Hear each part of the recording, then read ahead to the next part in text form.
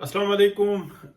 कल परसों से जो है ना कुछ मरियम नवाज शरीफ पर ऐसी तनकीद हो रही थी जिसकी वजाहत वो खुद नहीं कर पा रही, या उनकी टीम इतनी आप कह लें कि एफिशिएंट है कि वो गुलपाशियों में तो रहती है, फूल की पत्तियां निछावर करने में तो रहती है, लेकिन वो जो इंटेलेक्चुअल्स हैं हमारे सिस्टम के, उनके बारे में कोई मैसेज नहीं दे पाती। ये आप कह लें कि कमजोरी है, और कोई भी परफेक्ट नहीं होता। कल मैंने तलत हुसैन साहब का जो है ना एक व्लॉग जो है ना सुना, और उसके अंदर उन्होंने बड़ी अच्छी बात बताई। उन्होंने बताया कि ये जो मरीम नवाज है बड़े शॉर्ट टर्म जो है ना प्रोग्राम्स कर रही हैं, कहीं पे स्कॉलरशिप्स दे रही हैं, कहीं पे कुछ, लेकिन बहुत शॉर्ट टर्म है। जबकि मियां मोहम्मद नवाज शरीफ ने पीली टैक्सी स्कीम चलाई थी, येलो कैब स्कीम, और इस तरीके के प्रोग्राम्स किए थे, मोटरवेज बनाए थे, हाईवेज की अगर आप देखें, एयरपोर्ट्स वगैरह बनाए थे, और इंडस्ट्रियल जोन्स बनाए थे। उसके अंदर जो है ना उनको बहुत बड़ा बेनिफिट हुआ था कि एक पाकिस्तान जो है ना एक आप कह लें कि बड़ा राइजिंग, आप कह लें कि राइजिंग हुआ, और उसकी वजह से जो है ना मियां नवाज शरीफ का नाम भी बना। अच्छा, मैं कुछ थोड़ी सी जो है ना जो मालूमात इकट्ठी करता हूं, तो वो इसी तरह की होती हैं। तो मैं आपको बिल्कुल वजाहत के साथ बताऊं कि जब ये 8 फरवरी 2024 का इलेक्शन हुआ है, तो उसके बाद जो सूरत हाल बनी थी वो बहुत ही भयानक थी। यानी कि पैरों के नीचे से जमीन निकल गई थी। मियां नवाज शरीफ के साथ एक फ्रॉड हो गया था, पीएमएलएन के साथ एक फ्रॉड हो गया था। पीएमएलएन के जितने, अगर आप देखें, आबिद रजा कोटला अगर वो बोलना चाहता है तो वो बोल नहीं पाता, वो अपनी पार्टी से गिला करता है, लेकिन पार्टी की अक्सरियत जो सी है ना, जो एंटी स्टैब्लिशमेंट थी, वो कहती है बस चुप कर जाओ, बेहतर ये है कि पाकिस्तान को किसी तरीके से रेस्क्यू करो। अदरवाइज दूसरों को तो एहसास नहीं है, एक डॉक्ट्राइन के बाद दूसरी डॉक्ट्राइन आ जाती है। और शहबाज शरीफ साहब जो है ना वो बड़े चीते बन के इस वक्त में घूम रहे हैं कि बस मैंने नवाज शरीफ को भी घेर लिया, और मैंने इसको भी घेर लिया, उसको भी घेर लिया। ये बहुत, मैं मुसलसल कहता हूँ, और इस बात पे मुझे जो बहुत लोग हैं ना जो पार्टी के अंदर के हैं, वो बहुत तनकीद करते हैं, मैसेज देते हैं कि यार तुम ये क्यों करते हो, सबको पता है।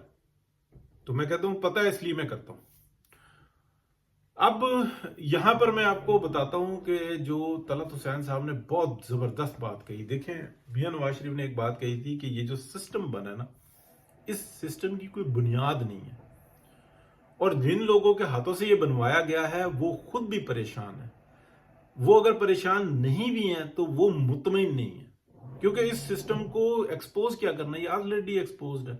जो पीएमएलएन के जीते हुए थे उनको हराया गया। इवन ये कि मियां नवाज शरीफ की मनसेरे वाली सीट और लाहौर वाली सीट, ये बिल्कुल एक उसके ऊपर जो है ना हरवाई गई, और फिर उसके बाद उनको लाहौर वाली सीट में रेस्क्यू किया गया कि यार ये क्या कर रहे हो। मियां नवाज शरीफ की तरफ से मैसेज गया कि नहीं बनते वजीर आजम, तुम जो चाहते तुम कर लो, इस मुल्क को बचाओ। तो वहां पर जो है ना बहुत सौ के पैरों के नीचे से जमीन निकली। फिर बाद में जो है ना शहबाज शरीफ साहब आए, जब काम बिगड़ना शुरू हुए, मीशत तो आप कह लें कि इंतहा पसंदी के साथ जो है ना एक जोर लगा के दबाई गई थी, और वो बाजवा डॉक्ट्राइन ने दबाई थी। कोई ऐसा नहीं था कि कोई आसमान से फरिश्ते उतरे हों या बाहर से कोई ताकत आई हो, ये सब अंदर ही थे। और ये इमरान खान, कोई ऐसा नहीं था कि ये मेरे मुंह से किसी मुल्क का नाम निकलने लगा था वहां उनका नुमाइंदा होगा, इसके ससुराल वालों का नहीं, ये यही वालों ने सब कुछ किया था। इन्होंने फैसिलिटेट किया था कि इस मुल्क का बेड़ा गर्क करो ताकि ये हमारे ही काबिल रहे, हम बचाते रहे। तो हुआ ये कि जब 8 फरवरी का इलेक्शन हो गया, तो मियां साहब ने, मरीम वजीर आला मुंतखब हो गई, ये फैसला हो गया। तो शहबाज शरीफ साहब अपनी हवा में उड़ रहे थे, पाजी ये बात वो बात वो बात, और दस्ती जाके वो शहबाज अपना जरदारी साहब को फोन कर देते, पाजी ये कह रहे ने, क्या करूं। तो साजिश तो सारी अंदर चल रही थी। सब अगर मुझे पता है तो जिनके साथ हो रही है उनको नहीं पता, सबको सब कुछ पता है। मियां साहब ने कहा था कि इसकी ना लाइफ नहीं है, तो बेहतर यह है कि आप जितने प्रोग्राम्स करो पूरा फंड इस्तेमाल करो, पब्लिक को फैसिलिटेट करो, और वो सहूलत दो जो इनको फौरी तौर पे मिले। बिजली के बिलों में कमी, गैस के बिलों में कमी, सहूलियात, روڈیں بنانے سے بہتر یہ ہے کہ روڈوں کی جو ان سے نا جو ٹوٹ پھوٹ جو باجوہ ڈاکٹرائن کے دور میں ہوئی اس کا جو ہے نا تھوڑا سا حساب کتاب برابر کرو، سکولنگز کے اوپر توجہ دو، بچوں کی تعلیم پر توجہ دو۔ اس وقت میں ایک جنون ہے، بہت بڑی بات ہے، بہت شکر اللہ تعالیٰ کا کہ لوگ کہتے ہیں کہ کچھ بھی کرو، پیٹ کاٹو، کچھ کرو، تعلیم حاصل کرو، بچوں کو بچیوں کو پڑھاؤ اور اس کے اوپر توجہ دو، تو وہ ٹکا کے توجہ دی گئی۔ لانگ ٹرم سے نا پروگرامز دیکھیں، لانگ ٹرمز کے بارے میں میاں صاحب نے اس وقت میں کہا تھا کہ اگر 1 سال کے بعد صورتحال ایسی ہو، 1 ڈیڑھ سال کے بعد صورتحال ایسی ہو کہ لگے کہ یہ پروگرامز بن سکتے ہیں، تو پھر شارٹ ٹرم کے بعد جو ہے نا مڈ ٹرم اور پھر لانگ ٹرم پروگرام جو 10 سال کے منصوبے ہیں جن کی افادیت آنا جو ہے نا شروع ہوگی 5 سال کے بعد، وہ شروع کرنے ہیں۔ کیونکہ ابھی آپ مڈ ٹرم کر لیں، لانگ ٹرم کر لیں، ٹھیک ہے، اور اس کے اندر کوئی ایک چیز ایک سائڈ پکڑیں، بڑا نقصان ہوگا۔ اب آ جاتی ہے کہ کیا یلو کیپ ٹائپ کی کوئی سکیم یا موٹر ویز، تو آلریڈی انفراسٹرکچر تو بنا ہوا ہے آلریڈی پنجاب اور پاکستان کے اندر، پنجاب بالخصوص، پنجاب کی بات ہو رہی ہے تو پنجاب کی حد کی بات رکھیں گے کہ بہت بہترین تو سسٹم بنا ہوا ہے، اس میں مزید کیا بنائیں گے؟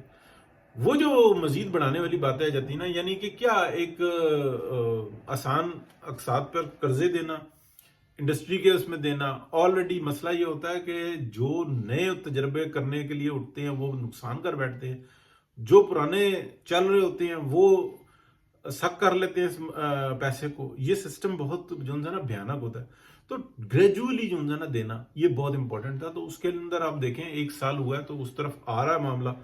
اور برانڈ کرنا نا یہ ہماری اسٹیبلشمنٹ کو نہیں پسند آتا۔